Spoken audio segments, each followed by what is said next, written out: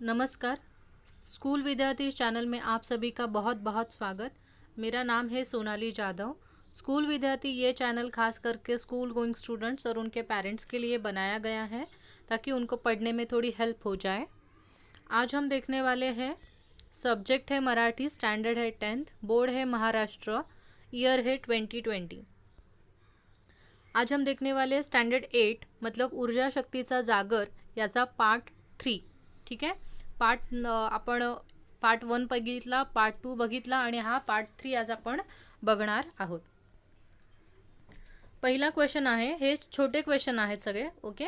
Union high school मधील शिक्षकांची वैशिष्ट्ये, मतलब यूनियन हाई स्कूल में जो उनको शिक्षक पढ़ा रहे थे वो शिक्षकों की खासियत बतानी है आपको। वैशिष्ट्य यानी फीचर्स, खासियत, ये सब चीज़ें। ओके।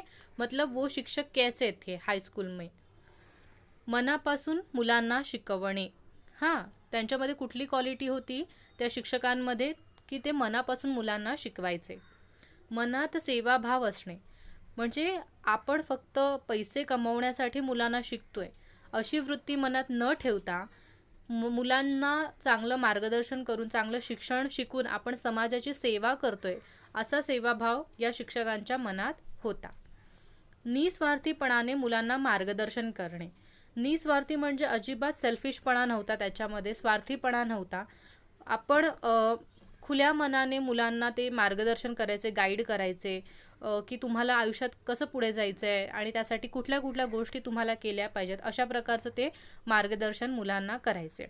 तर ह्या 3 गोष्टी आहेत ज्या युनियन हाईस्कूलमधील जे शिक्षक होते त्यांची वैशिष्ट्य आहेत खास, कि एवढे चांगले होते ते। ठीक है। हिंदी में अगर मैं बताना चाहूँ तो पहला एक खासियत है यूनियन हाई स्कूल में जो टीचर थे उनकी पहली खासियत ये है कि वो बच्चों को बहुत ही मन से सिखाते थे। मनात सेवा भाव असणे मतलब हम लोग बच्चों को सिखा रहे हैं तो उससे समाज की आगे जाके सेवा होगी, ये भावना उनके मन में रहती है। निस्वार्थीपणाने मुलांना मार्गदर्शन करने मतलब कोई भी स्वार्थ मन में न रखकर वो हमेशा बच्चों को गाइड करते हैं, मार्गदर्शन करते हैं, क्या करना चाहिए क्या नहीं करना चाहिए वो सिखाते हैं। ओके। ये 3 वैशिष्ट्य है। ठीक है। आगे का है, लेखकाच्या आईचे व्यक्तिमत्व विशेष, मतलब लेखक जो है हमारे, उनके माँ के बारे में क्वालिटीज़ आपको बतानी है। व्यक्तिमत्व विशेष मतलब लेखक की माँ की पर्सनालिटी कैसी है, लेखक के माँ के अच्छे गुण कौन से हैं, वो यहाँ पे आपको बताने हैं। ओके। तुम्हाला लेखकाच्या आईच्या गुणांबद्दल माहिती किंवा कुठले आईचे गुण आहेत ते इथे लिहायचे आहेत। पहिला गुण आहे कष्टाळू, मतलब हार्डवर्किंग, बहुत मेहनत करने वाली। सेकंड, मनाने खंबीर, खंबीर का मतलब क्या, स्टेबल, माइंड उनका स्टेबल था। ठीक है। मतलब ऐसी नहीं थी कि बाबा आज ये सोचा है तो कल मैं वो सोचूंगी, परसों तीसरे दिन तो अलग ही कुछ सोचूंगी, ऐसा जो लेखक की माँ है उनका नहीं था। वो बहुत ही खंबीर थी, जो भी होगा देखा जाएगा, हम लोग डटे रहेंगे, ये जो मेंटालिटी होता है वो लेखक के माँ का था, जिसको हम लोग मराठी में बोलते हैं मनाने खंबीर, मतलब उनका माइंड सेट बहुत ही अच्छा था। शिक्षणाला महत्त्व देणारी, तीसरा क्वालिटी उनका है कि वो शिक्षण को बहुत इम्पोर्टेंस देती थी। उनको पता था कि सीखना मतलब अगर बच्चे एजुकेटेड है तो आगे जाके वो कुछ ना कुछ तो कर ही पाएंगे, इसके लिए वो पढ़ाई को ज़्यादा महत्व देती थी। गरीब परिस्थिति सामना करनारी, मतलब आपने देखा होगा पूरे चैप्टर में कि उनकी परिस्थिति गरीब है, फिर भी उसकी जो माँ है लेखक की, वो हमेशा कुछ ना कुछ सामना करती रहती है। वो सिचुएशन, बुरी से बुरी सिचुएशन वो फेस करती रहती है। ठीक है। तो वो एक उनकी क्वालिटी है। और पांचवा है जो है वो धैर्यवान, धैर्य का मतलब होता है करेज। ओके। उनके पास बहुत ही करेज था, मतलब कोई भी चीज़ हो, कितना भी डिफ़िकल्ट टाइम आ जाए, वो हमेशा करेज होता था कि नहीं, हम लोग इससे भी मतलब इसमें से भी हम लोग सरवाइव कर पाएंगे, इससे भी हम लोग उभर पाएंगे, ये कोई बड़ी चीज़ नहीं है, हम ये भी जो परिस्थिति है वो पीछे छोड़ के आगे चले जाएंगे। ये ऐसा उनका सोचने का तरीका था, जिसको धैर्यवान बोला जाता है। ठीक है। सो मराठीत सांगायचं झालं तर लेखकाची आई खूप कष्टाळू होती, खूप मेहनत करायच्या त्या, ठीक आहे, कष्ट करायच्या, मनाने खूप खंबीर होत्या, म्हणजे मानसिकरित्या त्या खूप स्ट्रॉंग होत्या. ओके. शिक्षणाला खूप महत्त्व द्यायच्या, कारण त्यांना माहिती आहे शिक्षण घेतल्यामुळेच आपण पुढे जाऊन काहीतरी बनू शकतो, चांगली नोकरी मिळू शकते, हे त्यांना खूप चांगलं माहिती होतं. कारण काँग्रेस हाऊसमध्ये त्यांना नोकरी मिळाली नव्हती का, तर त्यांचं शिक्षण झालं नव्हतं म्हणून. त्याच्यामुळे शिक्षणाला प्रचंड महत्त्व देणाऱ्या अशा त्या होत्या. गरीब परिस्थितीशी सामना करणाऱ्या, म्हणजे गरीब परिस्थिती आहे पण त्याच्याबद्दल आपण काय करू शकत नाही याच्यावर विचार न करता काय करू शकतो याच्यावर त्यांनी जास्त विचार केला, आणि त्या गरीब परिस्थितीतून त्या सामना करत राहिल्या आणि मुलाला शिकवत राहिल्या. आणि धैर्यवान म्हणजेच त्या कधी खचल्या नाहीत, कधी रडत बसल्या नाहीत, तर जी काही कामं मिळतील घरकामं ती त्यांनी केली, आणि त्यांनी काय केलं, त्या परिस्थितीची सामना केला. ओके. तर ही सगळी जी वैशिष्ट्य आहेत ही लेखकाच्या आईची आहेत. पुढचा प्रश्न बघूया आपण काय. खालील तक्त्यात माहिती पूर्ण करा, असा हा प्रश्न आहे तुमच्या पुस्तकाखाली स्वाध्यायात. पहिलं आहे लेखकाची माध्यमिक शाळा, तिचं नाव विचारलंय आणि ती कुठे आहे. तर गिरगावातील युनियन हायस्कूल, हे तुम्हाला लक्षात ठेवायचं आहे. गिरगाव हे एका प्लेसचं नाव आहे, मुंबईमध्ये आहे ते, आणि युनियन हायस्कूल त्यांच्या स्कूलचं नाव आहे, हायस्कूलचं. पुढे दुसरा प्रश्न जो आहे तो आहे लेखकाला घडवणारे शिक्षक. इसका मतलब है, घडवणारे का मतलब कि ऐसे कौन से टीचर्स हैं जिन्होंने लेखक को पूरा अच्छा डेवलप किया, ठीक आहे, बनाया.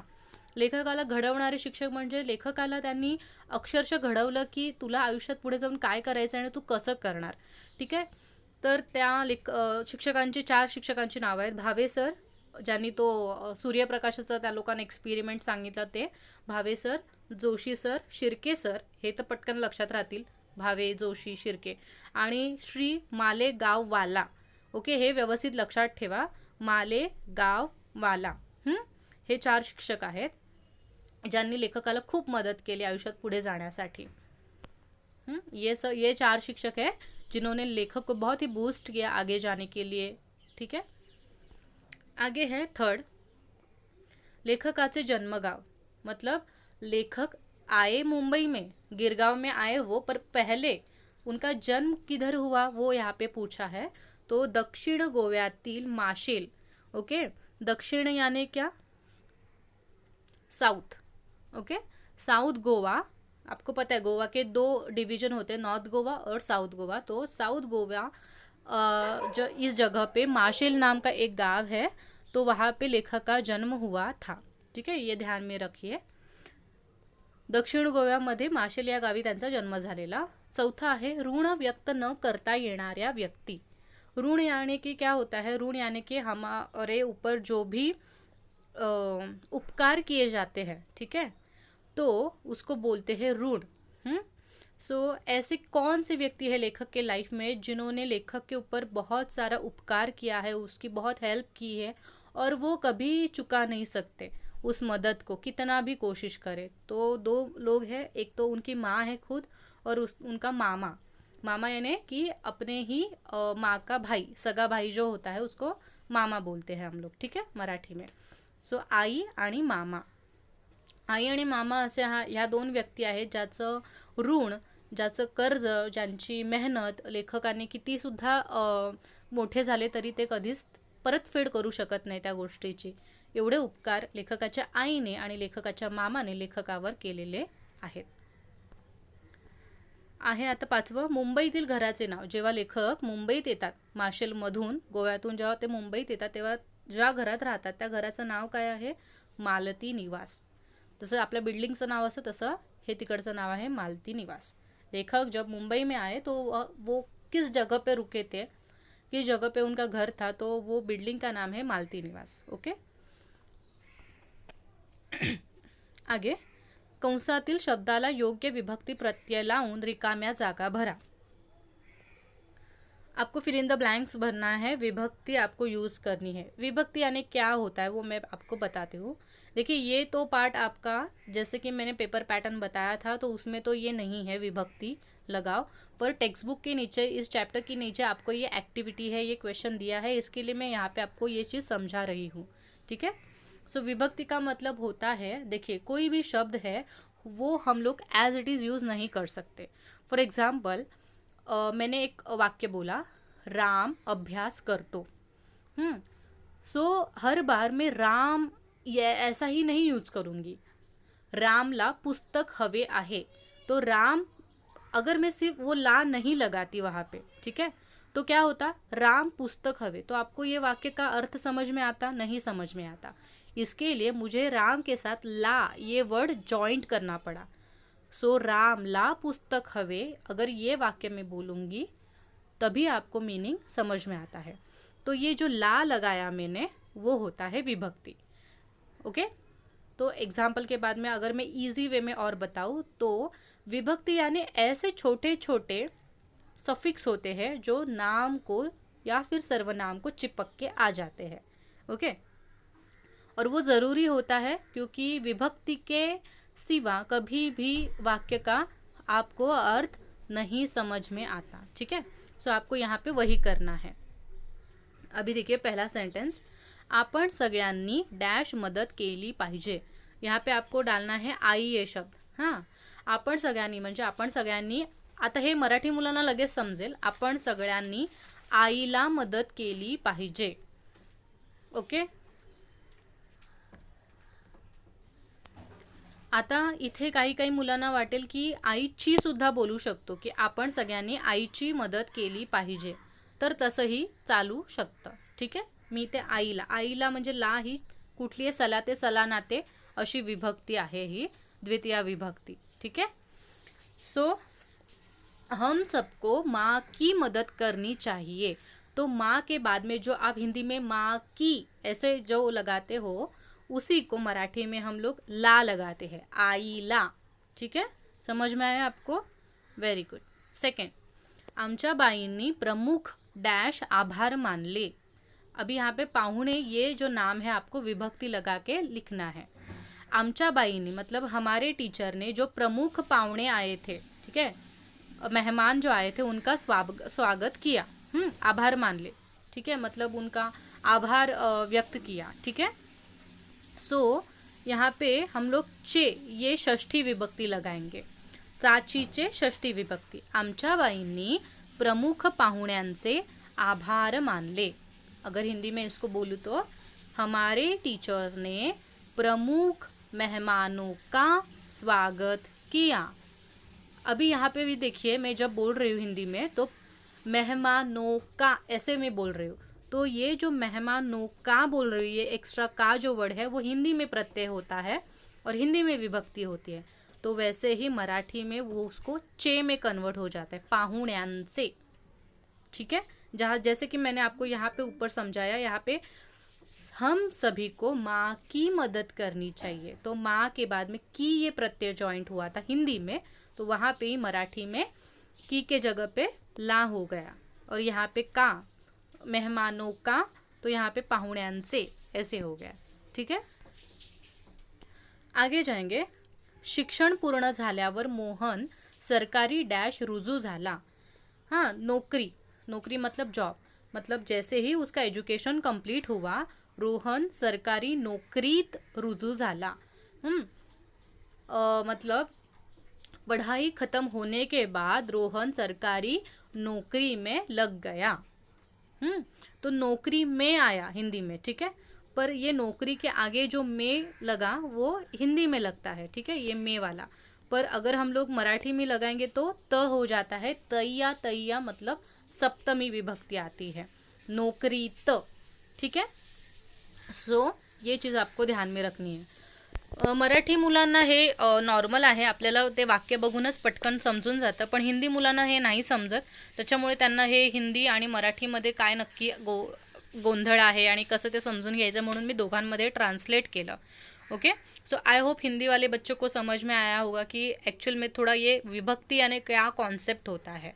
वाक्य बताने के लिए या फिर वाक्य को कंप्लीट मीनिंग आने के लिए हम हमेशा नाम या सर्वनाम को एक प्रत्यय लगाते हैं। ठीक है, उस प्रत्यय को ही बोलते हैं विभक्ति प्रत्यय। शिक्षण पूर्ण झाल्यावर मोहन सरकारी नौकरीत रुजू झाला। रुजू का मतलब क्या होता है, उसने जॉब करना चालू किया।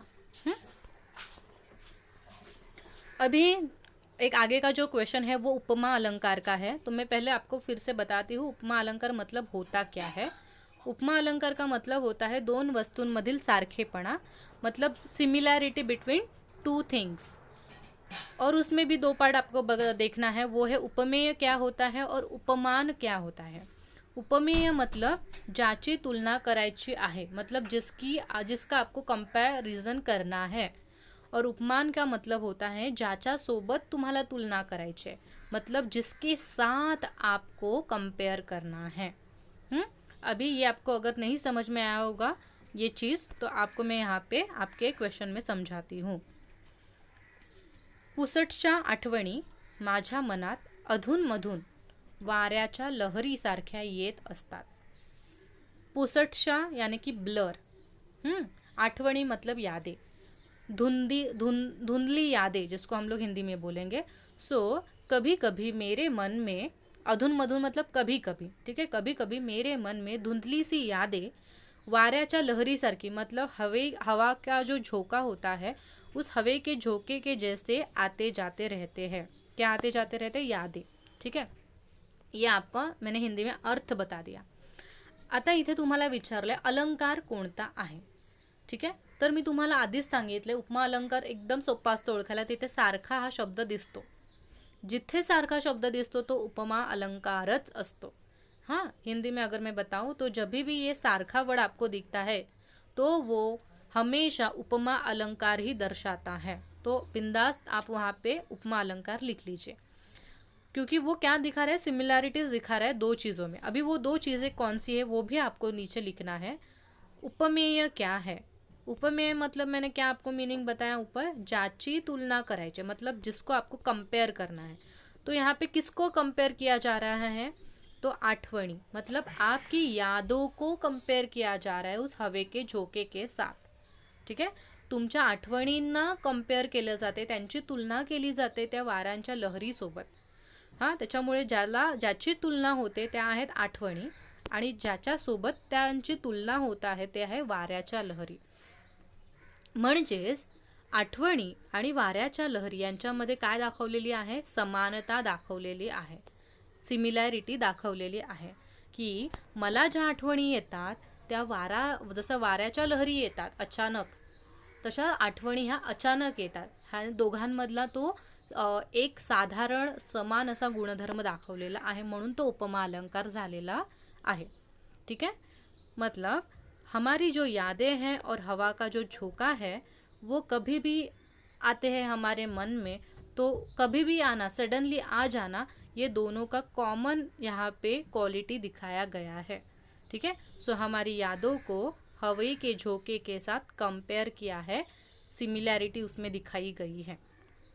ओके, सो इस तरह से आपको अलंकार पहचानना होता है। अभी आपको अलंकार है तो नहीं, ठीक है, हमारे जो पेपर पैटर्न में जैसे कि मैंने आपको बताया वहाँ पे आपको अलंकार नहीं आने वाला है मराठी में, पर फिर भी आपके टेक्स्ट बुक में दिया है, इस चैप्टर के नीचे एक क्वेश्चन था, इसके लिए मैं आपको वो एक्सप्लेन करती हूँ।